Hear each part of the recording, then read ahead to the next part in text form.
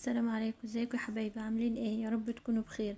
وحشتوني من الفيديو اللي فات. تعالوا بقى النهارده اما نشوف هنعمل السندوتش العظمه دي مع بعض ازاي. حاجه سهله وجميله. سندوتش كبده كده، حاجه سريعه وحلوه للسحور. لو زهقت بقى من الفول والبطاطس والحاجات دي، حاولي بقى تغيري كده يا حبيبتي، اعملي حاجه حلوه شويه في السحور. كده عملنا السندوتش بقى. تعالوا بقى نشوف عملناه مع بعض ازاي. اول حاجه معانا الكبده.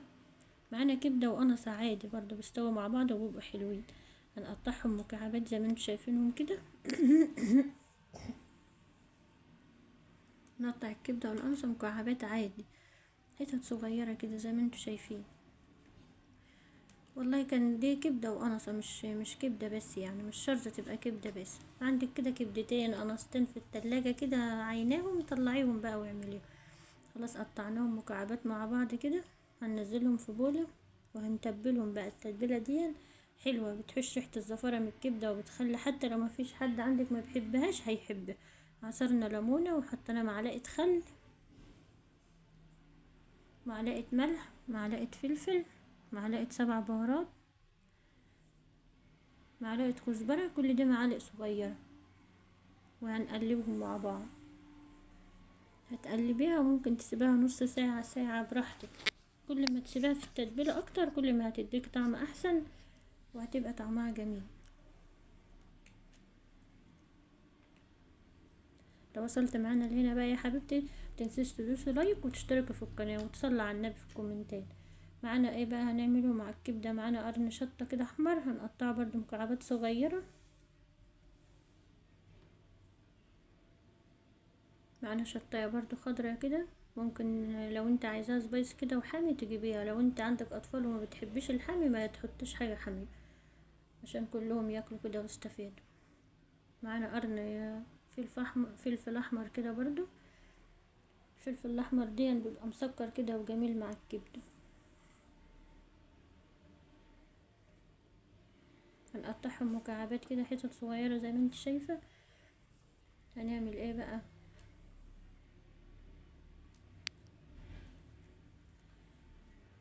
اكتبولي بقى كومنت حلو كده في التعليقات، بتشجعوني والله يا حبايبي.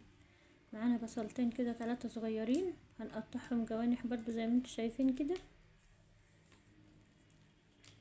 والله الكومنتات بتاعتكم دي بتفرحني جدا وبتفرق معايا كتير.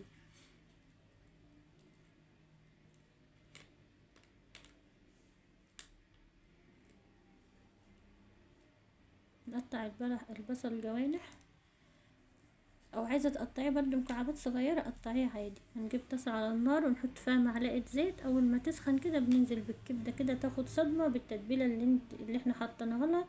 بتطلع ريحه بقى جميله، بتبقى ريحتها كده ماليه البيت كله. بصراحه بتفرق خالص لما تتبلي الكبده كده وتسيبها نص ساعه، بتفرق معاكي قوي في الطعم وفي الريحه. بتقلبي بقى كده لما الكبده تتشوح كده وتاخد لون. نزلنا بالبصل اللي احنا قطعناه على الكبده. ممكن برضو في المرحلة دي تحط كده نص معلقة ملح على فلفل، وتدعكي بها البصل قبل ما تحطها على الكبدة. وكده كده مش هنحط بهارات ولا حاجة، لان هي كبدة متبلة كل البهارات عليها، والملح والنص ليمونة وكل حاجة عليها. وهتقلبي كده لما البصل ياخد لون مع الكبدة. كده خلاص البصل والكبدة واخدوا لون مع بعض، هتنزلي عليهم بقى بالخضار اللي احنا قطعناه وهتقلبي. تشمي بقى ريحة جميلة، ريحة الكبدة بقى مع الخضار والبصل بتبقى ريحة جميلة زي الفل. نعمل بقى الطشة مع بعض كده للكبدة دي. فص التوم دي بيخلي الكبدة بقى روعة كده، سكر. فص توم ياخد لون كده، بس اول ما ياخد تتبيلة لون بسيط كده. ما تحمريش التوم، او اول بس ما يصفر كده بتنزلي بقى على الكبدة بقى. الطشة دي بقى بتخلي الكبدة بقى زي الفل، طعمها جميل ومتشبعيش منها. حتى لو حد عندك ما بيحبش الكبده، لو عملتها بالطريقه دي انا هيحبها وهياكلها. وتقلبي تقلبتين وتطفي النار. خلاص كده هي معانا جاهزه بقى. تعمليها بقى سندوتشات وبألف هنا. اي عيش عندك بقى، مش شرط يعني عيش كايزر ولا فينو، حتى لو عيش البلدي عادي بيبقى جميل برضو زي الفل.